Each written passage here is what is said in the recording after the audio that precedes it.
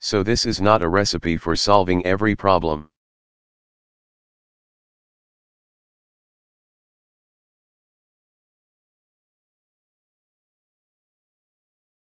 Again, I just want to emphasize that the goal here is just to make progress.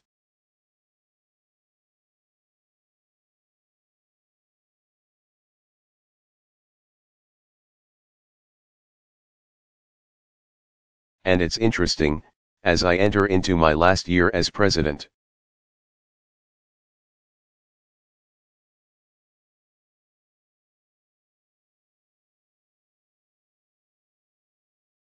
I could not be prouder of the work that we've done.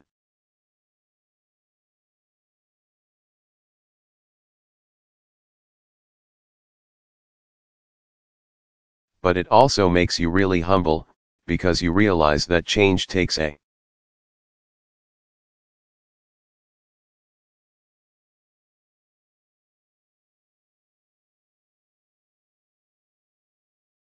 long time, and a lot of the work you do is just to incrementally make things better so that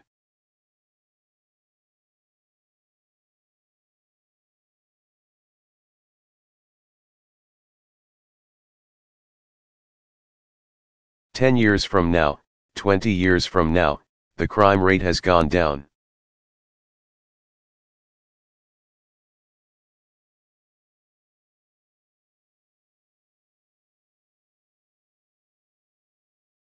That's not just because of my administration.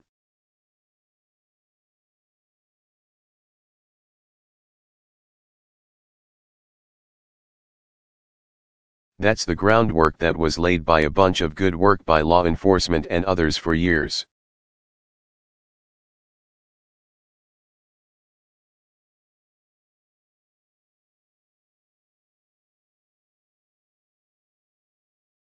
Across administrations, on a bipartisan basis.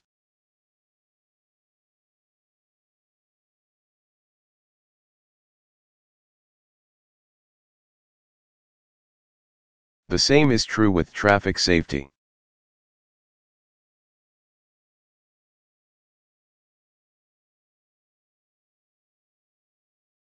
The same is true with advances in medicine.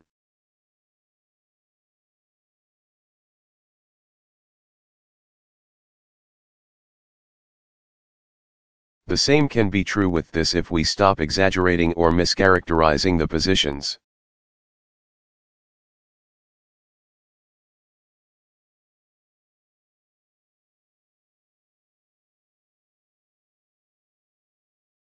Of either side, and we just come up with some sensible areas that people agree with.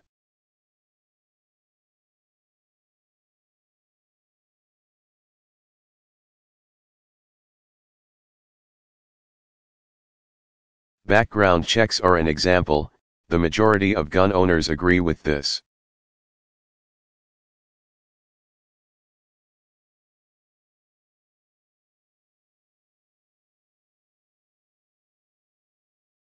Anderson Cooper.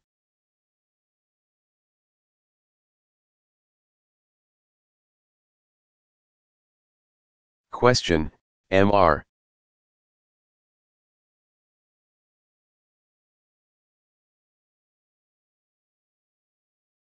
President, first of all, thank you for your courage and your passion, and keep pushing.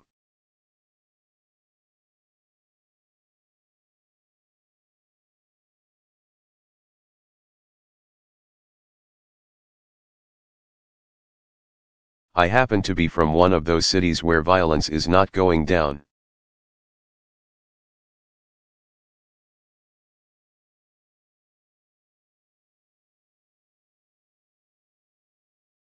Not only, as Anderson mentioned, the 55 shot, there's been 11 killed in 7 days in Chicago.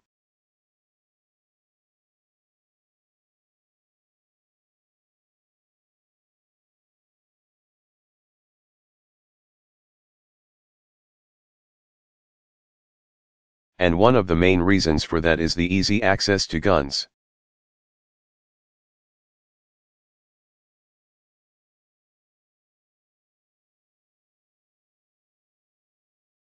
It's easier to get a gun in my neighborhood than it is a computer.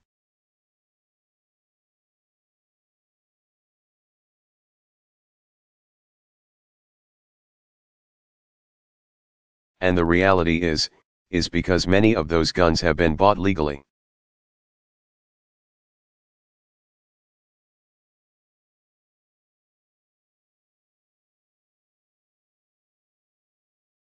And I understand why people are pushing against you, because I understand it's a business and it's about a business.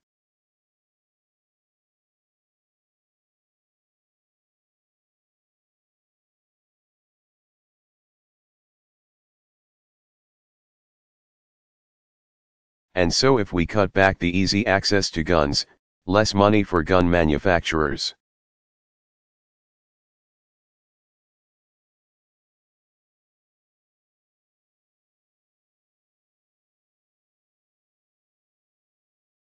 Less money for the gun lobby.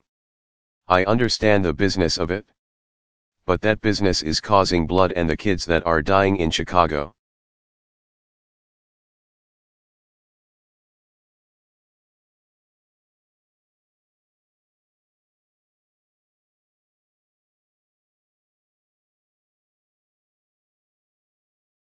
And for many years, nobody even cared about Chicago because the violence is primarily black and brown.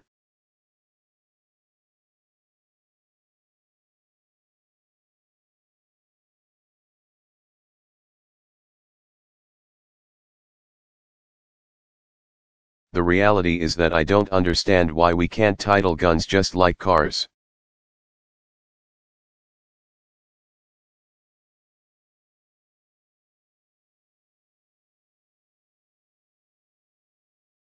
If I have a car and I give it to you, Mr.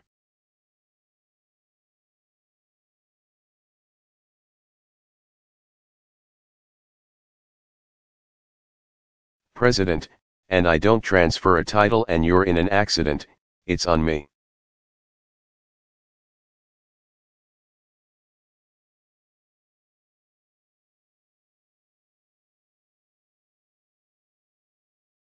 We don't take cars away by putting titles on them.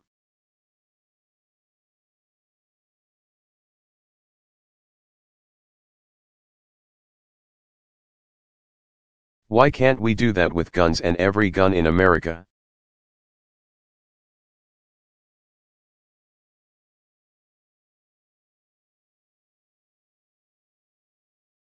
So if somebody who's buying 200 guns, selling them on the streets, if they can't transfer those titles,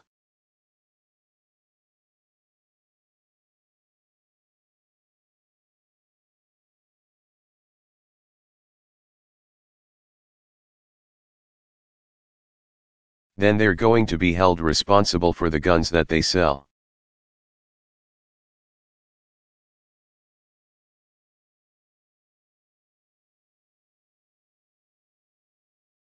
President Obama, well, Father Mike, first of all, for those of you who don't know him,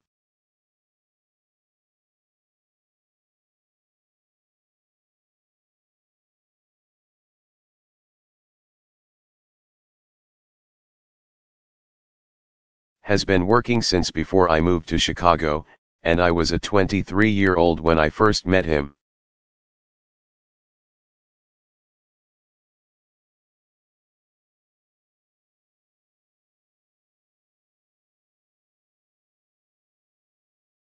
And somehow I aged and he didn't.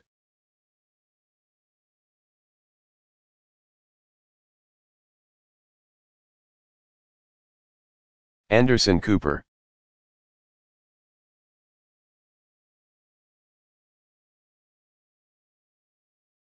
President Obama, he was always the best-looking priest in Chicago.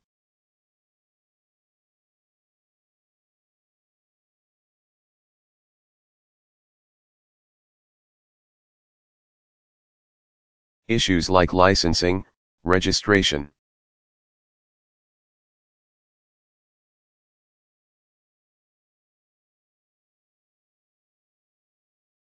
That's an area where there's just not enough national consensus at this stage to even consider it.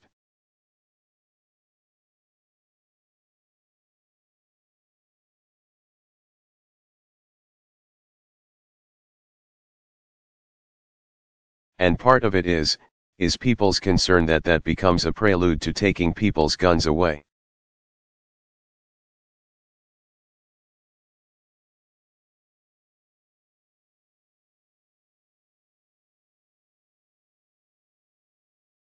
I mean, part of the challenge in this is that the gun debate gets wrapped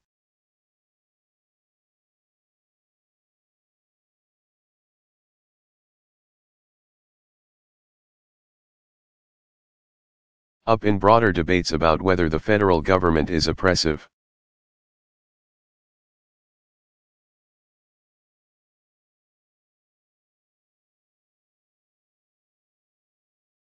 And there are conspiracy theories floating around the internet these days all the time.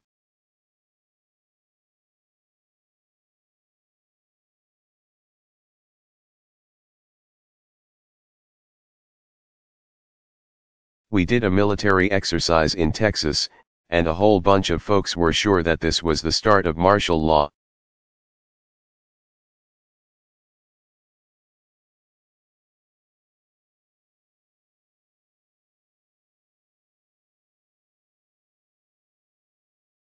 And were suggesting maybe don't cooperate with the United States.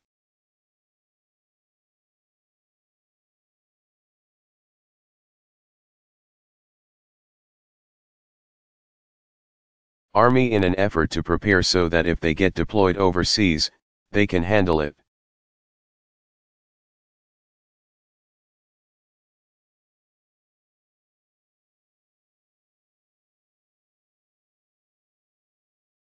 But that's how difficult sometimes these debates are.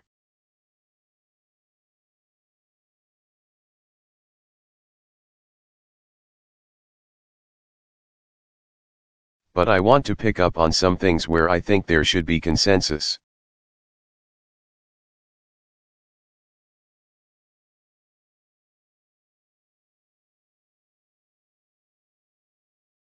One of those areas that I talked about at the speech, part of the proposal is developing smart gun technology. Now,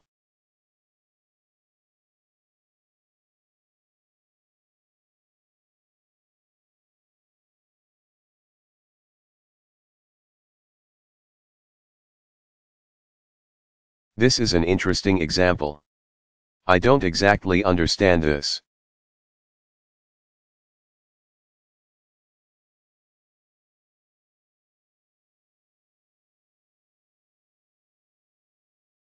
And maybe there will be somebody in the audience who explains it to me.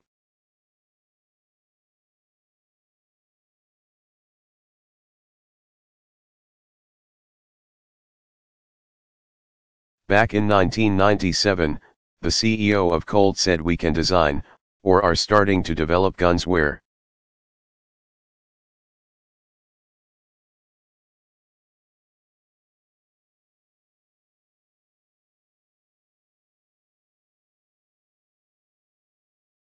you can only use it if you've got a chip, where you wear a band or a bracelet.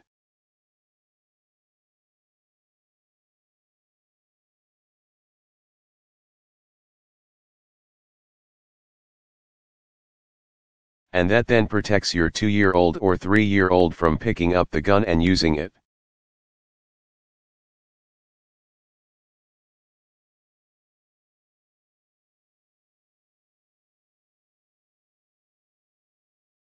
And a boycott was called against him, and they had to back off of developing.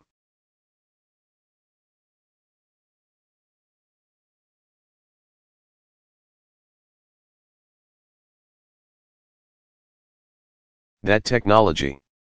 The same with Smith & Wesson. They were in the process of developing similar technology.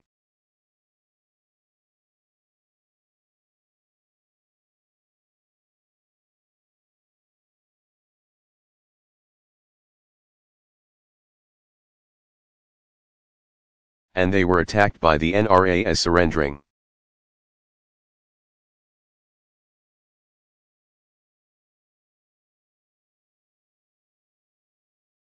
Now, to me, this does not make sense.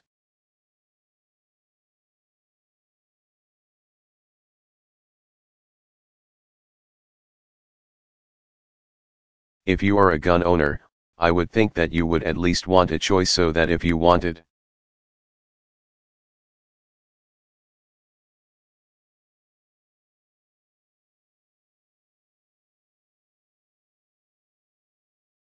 to purchase a firearm that could only be used by you in part to avoid accidents in your home.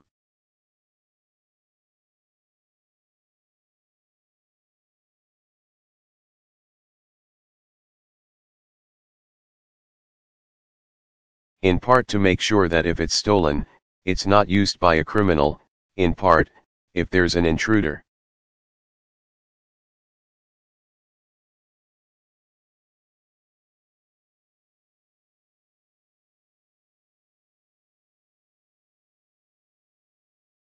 You pull the gun but somehow it gets wrested away from you.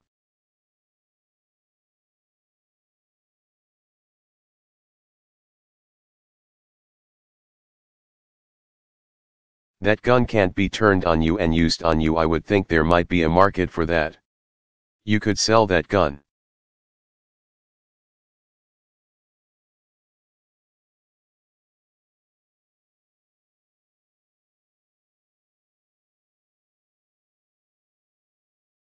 Now, I'm not saying that necessarily would be the only gun that's available.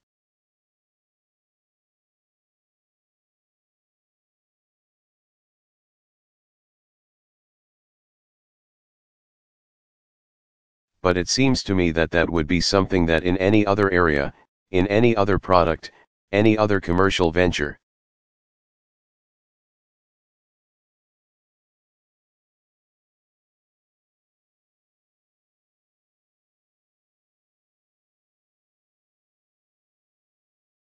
there would be some research and development on that because that's a promising technology.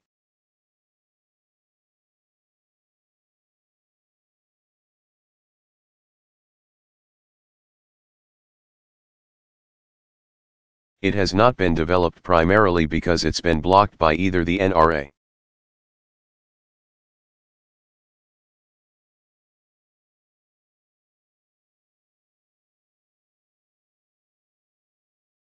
which is funded by gun manufacturers, or other reasons.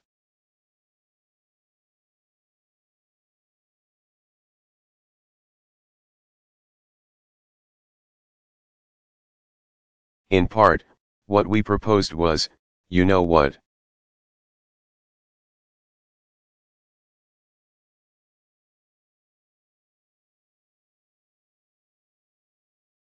We're going to do some of the research. We'll work with the private sector.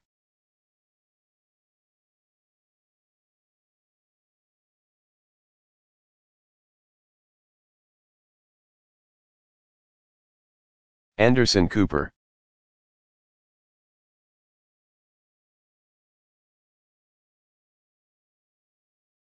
Question, it's been busy.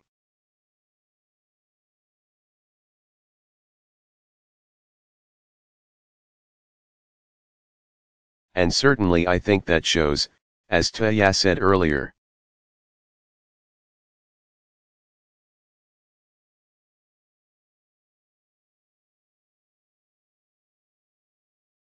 That there's a very serious concern in this country about personal security.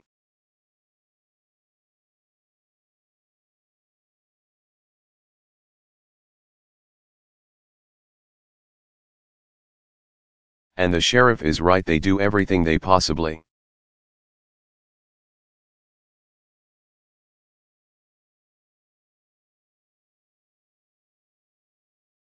can to make sure they get there as quickly as they possibly can.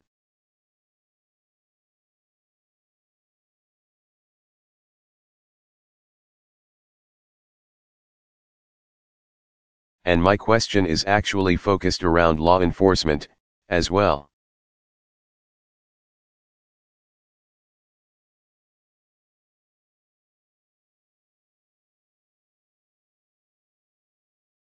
There's 53,000 licensed gun dealers in the United States.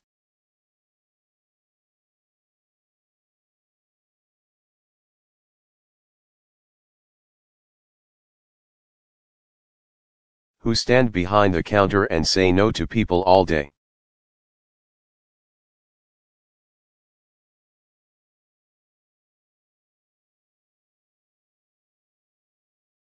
President Obama, yes.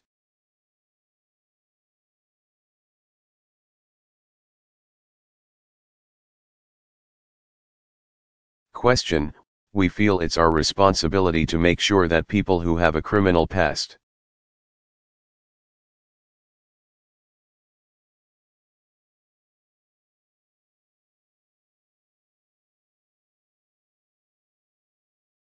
people who are mentally ill or are having a bad day don't get possession of firearms. So we assist law enforcement all the time in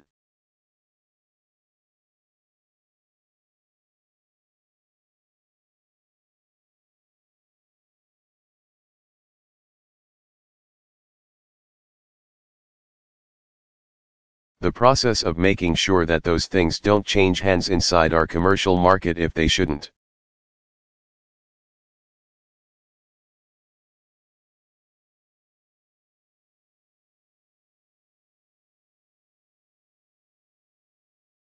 It's a very serious responsibility for us, and as a group, we take it very seriously.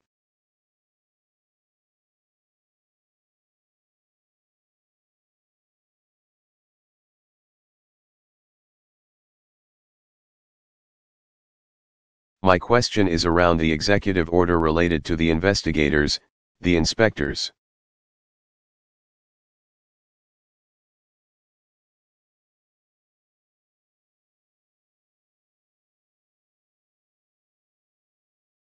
The adding of 200 inspectors who are more on the auditing and record-keeping side.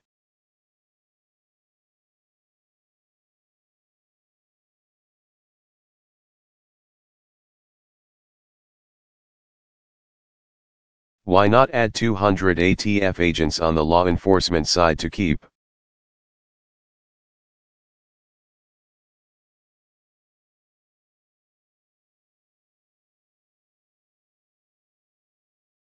the criminals and the bad guys out of the stores in the first place?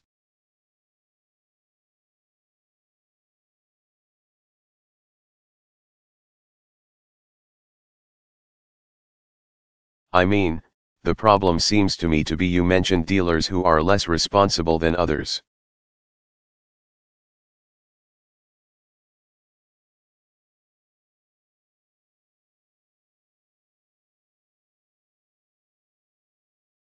And certainly it's possible that those folks are out there.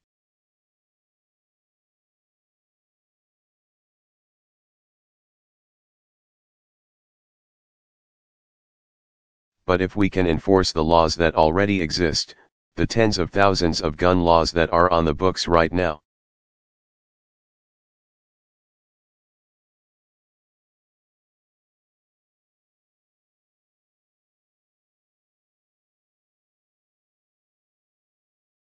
it might create a very significant deterrent in just getting those people in the stores.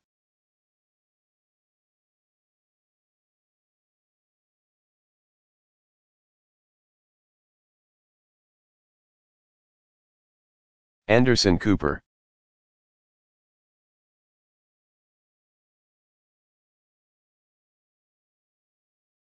President Obama, yes, but not because of my budget.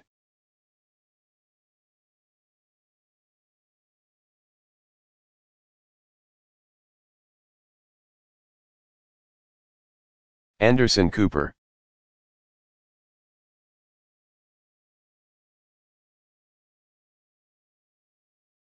President Obama, absolutely.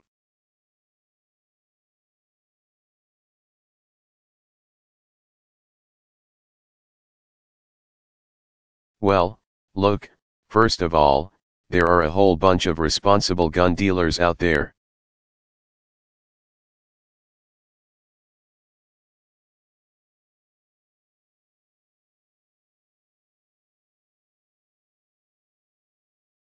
And my hope would be that those gun dealers would support making sure that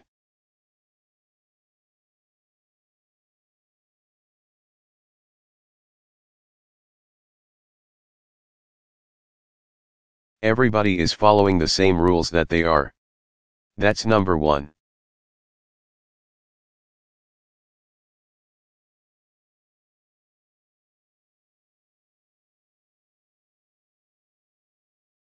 Number 2 is we're not writing a new law.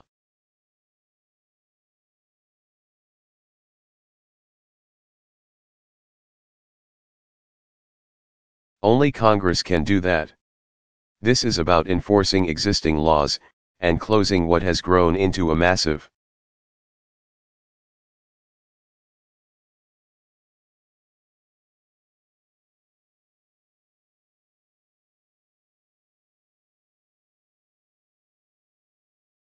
loophole where a huge percentage of guns, many of whom end up being traced to crime, are not going through the responsible gun dealers.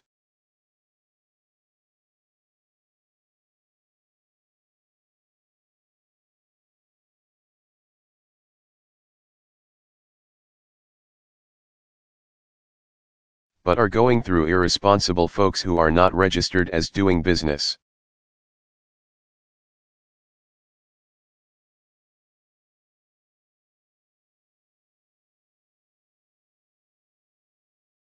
And the whole goal here is to clarify and to put on notice that if you're a business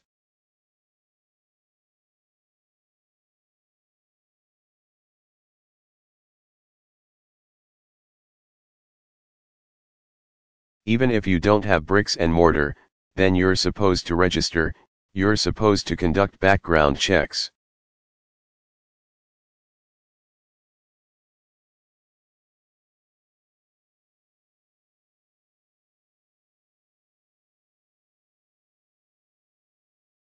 So the issue is not where you do it, it's what you're doing.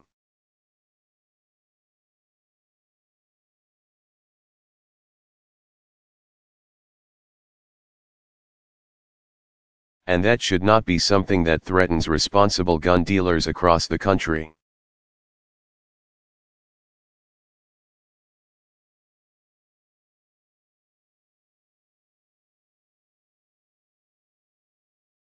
In terms of the ATF, it is absolutely true that the ATF budget has been shrunk.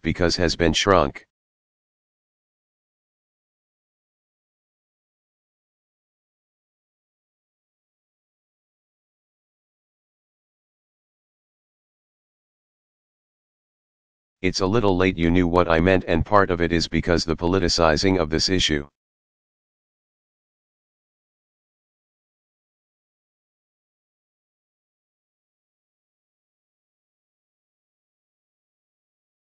So many in the Republican Congress feel as if the ATF is not their friend.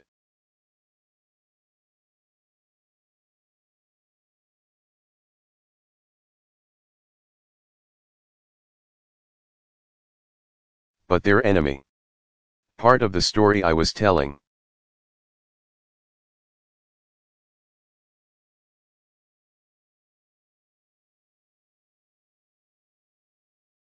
Anderson Cooper.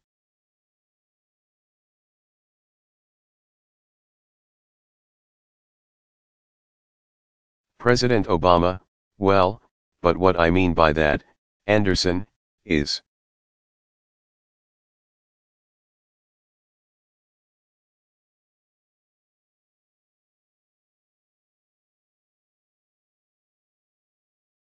that they have been portrayed as trying to take people's guns away as opposed to trying to make sure that the laws are enforced.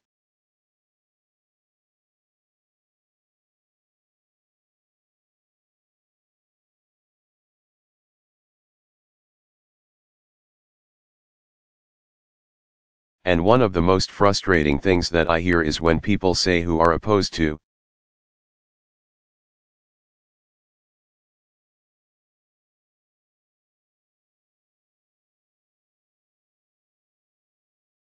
any further laws, why don't you just enforce the laws that are on the books?